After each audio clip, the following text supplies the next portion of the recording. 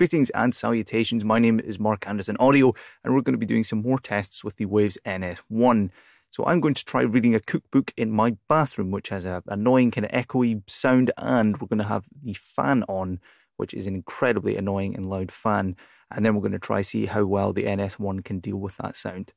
So without further ado, let's make a horrible noisy recording. Blueberry cake. Preheat the oven to 170 degrees centigrade or 325 degrees Fahrenheit, gas mark 3. Put the butter and sugar in a freestanding electric mixer with a paddle attachment, or use a handheld electric whisk, and cream until light and fluffy. Add the eggs one at a time, mixing well and scraping any unmixed ingredients from the side of the bowl with a rubber spatula after each addition. Beat in the vanilla extract, flour and baking powder until well mixed. Add the soured cream and mix well until everything is combined and the mixture is light and fluffy. Gently stir in the blueberries by hand until evenly dispersed. Pour the mixture into the prepared ring mould and smooth over with a palette knife. Bake in the preheated oven for 40 minutes or until golden brown and the sponge bounces back when touched. Leave the cake to cool slightly in the mould before turning over onto a wire cooling rack to cool completely. When the cake is cold, put it on a serving plate, cover the top and sides with cream cheese frosting and decorate with more blueberries. Dust with lightly sprinkling of icing sugar.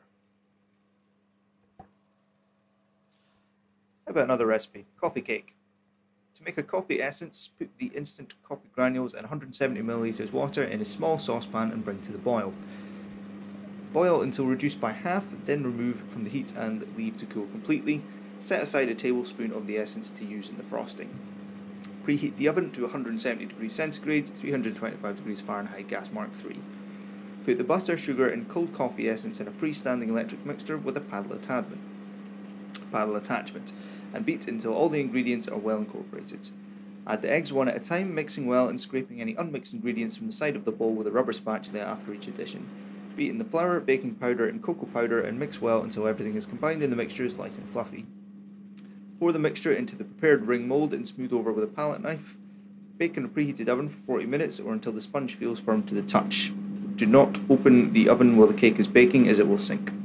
Leave the cake to cool slightly and in the mould before turning out onto the wire cooling rack to cool completely. Stir the reserved tablespoon of coffee essence into the vanilla frosting until evenly mixed.